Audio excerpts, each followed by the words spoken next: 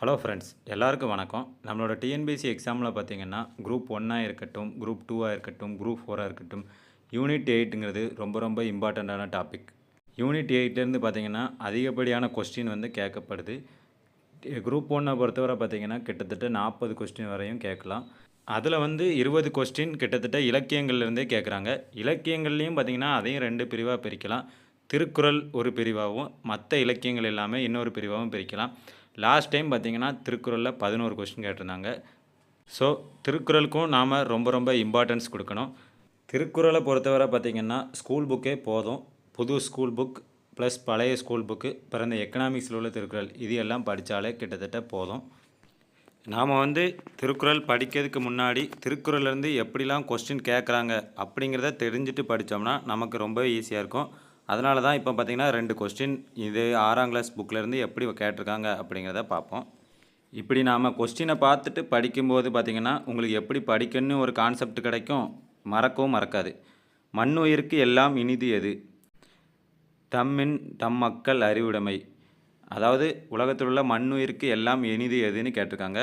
இதே குறள் பார்த்திங்கன்னா, தம்மின் தம் மக்கள் அறிவுடைமை மாநிலத்து மண்ணுயிருக்கு எல்லாம் இனிதுன்னு டைரெக்டாக அப்படியே கேட்டிருக்காங்க இதிலேருந்து. அடுத்து பார்த்திங்கன்னா, என்பும் உரியர் பிறர்க்கு என்று வள்ளுவர் யாரை குறிப்பிடுகிறார்? அன்புடையார். இது வந்து எப்படி திருக்குறள்லேருந்து கேட்டிருக்காங்கன்னு பார்த்திங்கன்னா, அன்பிலார் எல்லாம் தமக்குரியர் அன்புடையார் என்பும் உரியர் பிறர்க்கு. இந்த குறளை பேஸ் பண்ணி தான் இந்த கொஸ்டின் வந்து கேட்டிருக்காங்க. இதுவும் 6ஆம் வகுப்பு திருக்குறள்லேருந்து எடுத்த கொஸ்டின் தான். ஸோ இப்போயே உங்களுக்கு தெரிஞ்சிருக்கும் நம்ம எப்படி படிக்கணும்னு. வாங்க வீடியோக்குள்ளே போகலாம்.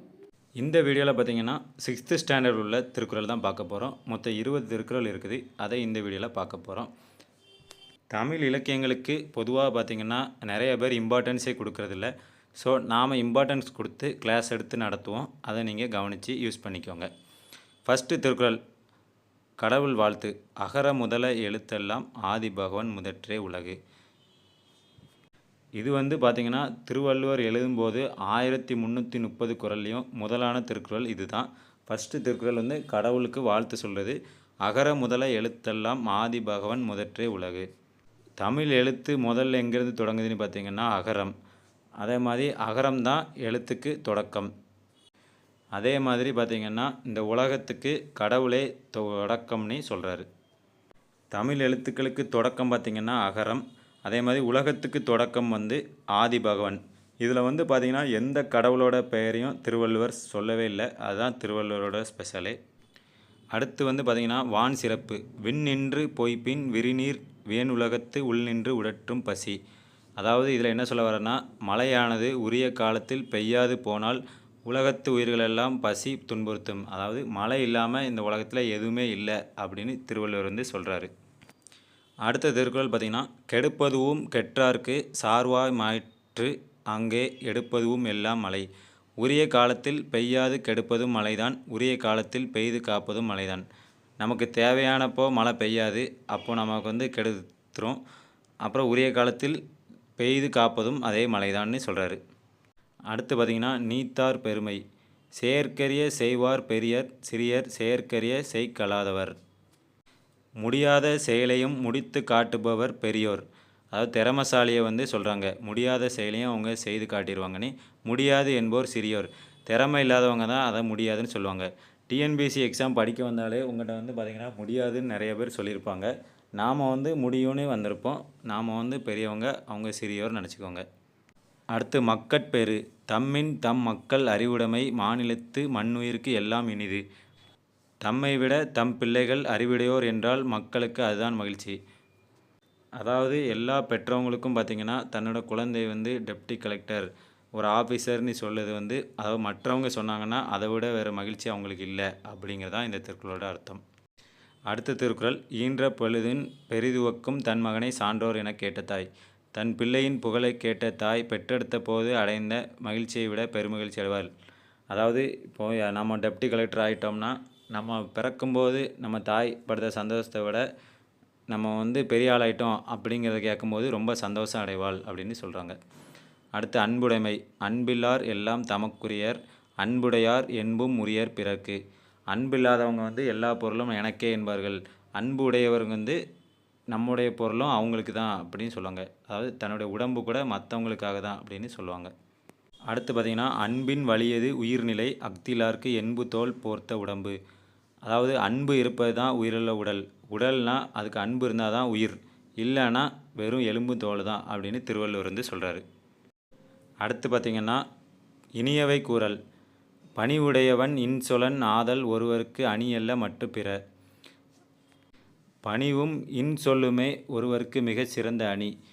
அதாவது அணிங்கிறது பார்த்திங்கன்னா அழகு. நாம் ஒருத்தங்கிட்ட இன்சொல்லாக பேசுகிறதும் பணிவாக இருக்கிறதும் தான் பார்த்திங்கன்னா ஒருத்தருக்கு மிக சிறந்த அணின்னு திருவள்ளுவர் சொல்கிறாரு. அடுத்து பார்த்திங்கன்னா, இனிய உளவாக இன்னாத கூறல் கனியிருப்ப காய் கவர்ந்தற்று. இந்த திருக்குறள் பார்த்திங்கன்னா சின்ன பிள்ளையிலேருந்தே அடிக்கடி கேட்டுட்டு வர திருக்குறள் தான்.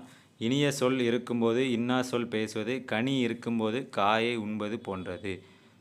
அதாவது ஒருத்தருக்கு தீங்கு விளைவிக்கக்கூடிய சொல் நாம் பேசும்போது ஒரு பக்கத்தில் கனி இருந்தாலும் அதை காயை உண்பது போன்றதாகும்னு சொல்கிறாரு. திருக்குறளோட நூல் குறிப்பு பார்த்திங்கன்னா 6லேருந்து 12 வரை தொகுத்து பின்னாடி நான் வந்து மொத்தமாக போடுறேன். நீங்கள் வேறு எந்த புக்குமே படிக்காத அளவுக்கு எல்லாம் சேர்த்து தொகுத்து நான் பின்னாடி போடுறேன். இப்போ திருக்குறள் மட்டும் பார்ப்போம். அடுத்த திருக்குறள் பார்த்திங்கன்னா, விருந்தோம்பல் பற்றியது. விருந்து புறத்ததா தானுண்டல் சாவா மருந்தனினும் வேண்டார் பாற்று அன்று.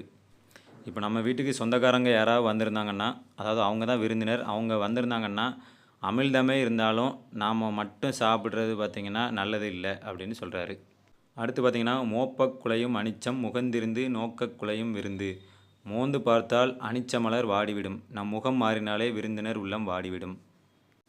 அனிச்சமலர் என்ற பூ பார்த்திங்கன்னா நம்ம முகந்து பார்த்தாலே வாடிவிடும். அதுபோல் பார்த்திங்கன்னா விருந்தினர் யாரையாவது பார்த்து நம்ம முகம் சொல்லித்தோம்னா விருந்தினர் உள்ளமும் வாடிவிடும்னு திருவள்ளுவர் சொல்கிறாரு. அடுத்து பார்த்திங்கன்னா, கல்லாமை. உள்ளத்தால் உள்ளலும் தீதே பிறன் பொருளை கள்ளத்தால் கல்வேம் எனல். அடுத்தவர் பொருளை களவாடலாம் என்ற உள்ளத்தால் நினைப்பது கூட தீமையானது. இது வந்து திருடர்களுக்கானது. நாம் வந்து அடுத்தவங்க பொருளை களவாடலாம்னு நினச்சாலும் கூட அது வந்து ரொம்ப கொடுமையானதுன்னு திருவள்ளுவர் சொல்கிறாரு. அடுத்து பார்த்திங்கன்னா, களவினால் ஆகிய ஆக்கம் அளவிருந்து ஆவது போல கெடும். சில பேர்லாம் பார்த்திங்கன்னா திருடியே பணக்காரங்களாக ஆகிடலான்னு சொல்லுவாங்க. திருடும்போது பணம் வந்து வளர்ந்துக்கிட்டே போகிற மாதிரி தெரிஞ்சாலும் பார்த்திங்கன்னா கால முடிவில் வந்து மொத்தமாக நம்ம கையிலேருந்து ஒரு நாள் போயிடும். அதாவது போலீஸ் வந்து நம்மளை அரெஸ்ட் பண்ணிட்டாங்கன்னா இருக்கிற திருட்டு பொருள் எல்லாமே எடுத்துகிட்டு போயிடுவாங்க. அப்புறம் மறுபடியும் பார்த்திங்கன்னா வெறுங்கைக்கு வந்துடும். ஸோ களவாடதை விட உழைப்பதே மேல்னு திருவள்ளுவர் சொல்கிறாரு. போன குறளில் பார்த்திங்கன்னா திருட்டு பற்றி சொல்லிவிட்டு அடுத்து ஊக்கமுடைமை பற்றி சொல்லியிருக்காங்க. உள்ளம் உடைமை பொருளுடைமை நில்லாது நீங்கிவிடும். அதாவது ஊக்கமே பார்த்திங்கன்னா நிலையான செல்வம், மற்றவை எல்லாம் நிலைத்து நில்லாமல் அழிந்துவிடும். நமக்கு என்ன தான் வெள்ளத்துலையோ இல்லை எப்படியோ நமக்கு நஷ்டம் ஏற்பட்டாலோ பார்த்திங்கன்னா எல்லாமே நம்ம கைவிட்டு போயிடும். நமக்கு அடுத்து முயற்சின்னு ஒன்று இருந்துன்னு பார்த்திங்கன்னா எல்லாமே கொண்டு வந்துடலாம். அதான் ஊக்கமே நிலையான செல்வம்னு திருவள்ளுவர் சொல்கிறாரு.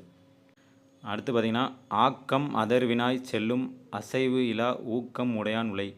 தளராத ஊக்கம் உடையவனிடம் ஆக்கமானது தானே வழிகேட்டு கொண்டு செல்லும். அதாவது நாம் வந்து எக்ஸாமில் ஒரு டைம் ஃபெயில் ஆகலாம், 2 டைம் ஃபெயில் ஆகலாம். மீண்டும் மீண்டும் ஃபெயில் ஆனாலுமே நம்ம விடாமல் படிச்சுக்கிட்டே இருக்கிறதே பார்த்திங்கன்னா நம்மளோட முயற்சி தான். அந்த ஊக்கம் தான் நம்மளை வந்து வெற்றி அடைய செய்யும். இப்படி நாம் ஊக்கத்தோடு படிச்சுட்டே இருந்தோம்னா ஒரு நாள் வெற்றியே நம்மளை தேடி வரும்னு திருவள்ளுவர் சொல்கிறாரு. அடுத்து பார்த்திங்கன்னா, வெள்ளத்து அணைய மலர் நீட்டம் மாந்தர் தம் உள்ளத்து அணையது உயர்வு. தண்ணீரின் உயர்வுக்கு ஏற்ப நீர்ப்பூக்கள் வளரும், ஊக்கத்தின் அளவுக்கு ஏற்ப மனிதர்கள் உயர்வார்கள். இப்போ ஒரு ஏரியிலலாம் தாமரைப்பூ பார்த்திங்கன்னா தண்ணி எந்த அளவுக்கு இருக்கோ அந்த அளவுக்கு பூ இருக்கும். நம்மளோட முட்டு அளவுக்கு இருந்ததுன்னா பூவும் அந்த அளவுக்கு தான் இருக்கும். நம்மளோட தலை அளவுக்கு தண்ணி இருந்ததுன்னா தாமரைப்பூ அதுக்கு மேலேயும் வளரும். அதே போல் பார்த்திங்கன்னா நம்மளோட ஊக்கத்தின் முயற்சியோட அளவு பொறுத்து நம்மளோட மனிதர்களும் உயர்வார்கள். அதாவது நம்மளோட தகுதியும் உயரும்னு திருவள்ளுவர் சொல்கிறாரு. இப்போ நீங்கள் குரூப் 4க்கு படிச்சிங்கன்னா அந்த அளவுக்கு உங்களோட தகுதி வளரும். குரூப் 2 ஆஃபீஸர் ஆனீங்கன்னா இன்னும் உங்களோட தகுதி இருக்கும். அதுக்கேற்ற மாதிரி நீங்கள் உழைக்கவும் செய்யணும். குரூப் 1 பார்த்திங்கன்னா இன்னும் பயங்கரமாக உழைக்கணும். ஸோ நீங்கள் குரூப் 1க்கு உழைக்கும்போது அதுக்கேற்ற மாதிரி உங்களோட தகுதியும் வளரும்னு திருவள்ளுவர் சொல்கிறாரு. அடுத்து பார்த்திங்கன்னா, உள்ளுவது எல்லாம் உயர்வுள்ளல் மற்றது தள்ளினும் தள்ளாமை நீர்த்து. அதாவது எண்ணுவதை உயர்வாகவே எண்ணுக, எண்ணியதை அடையாவிட்டாலும் எண்ணமே மனநிறைவை தரும்.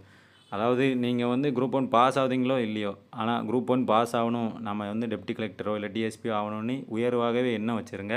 அதை அடையலாலும் பரவாயில்ல, நமக்கு வந்து எண்ணம் தான் உயர்வாக இருக்கணும்னு திருவள்ளுவர் சொல்கிறாரு.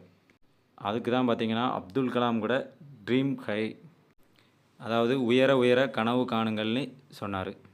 அடுத்த பார்த்திங்கன்னா பயனில சொல்லாமை, அதாவது பயனிலா சொற்களை வந்து சொல்லக்கூடாது அப்படிங்கிறதுக்காகவே ஒரு அதிகாரத்தை திருவள்ளுவர் வந்து இயற்றியிருக்காரு.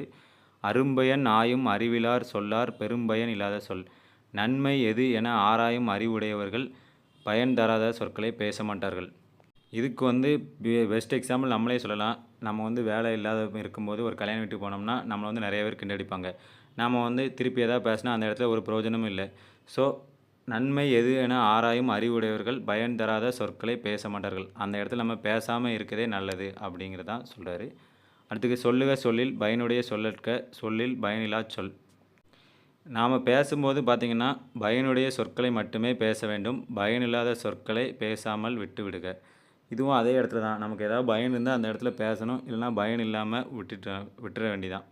இது வரைக்கும் பார்த்திங்கன்னா மொத்தமாக 20 திருக்குறள் பார்த்துருக்கோம். 6ஆம் கிளாஸில் மொத்தம் 20 திருக்குறள் இருக்குது. ஸோ எல்லாருக்கும் யூஸ்ஃபுல்லாக இருக்கும்னு நான் நம்புகிறேன். இந்த வீடியோ வந்து நீங்கள் கமெண்ட் பண்ணுங்கள். ரொம்ப ஸ்பீடாக போகிறேன்னா இல்லை புரியலையா, எல்லாம் ஏதாவது நெகட்டிவ் இருந்தால் கீழே கமெண்ட் பண்ணுங்கள். நான் வந்து அடுத்த வீடியோவில் கிளியர் பண்ணிக்கிறேன். மீண்டும் அடுத்த வீடியோவில் சந்திக்கலாம். தேங்க்யூ.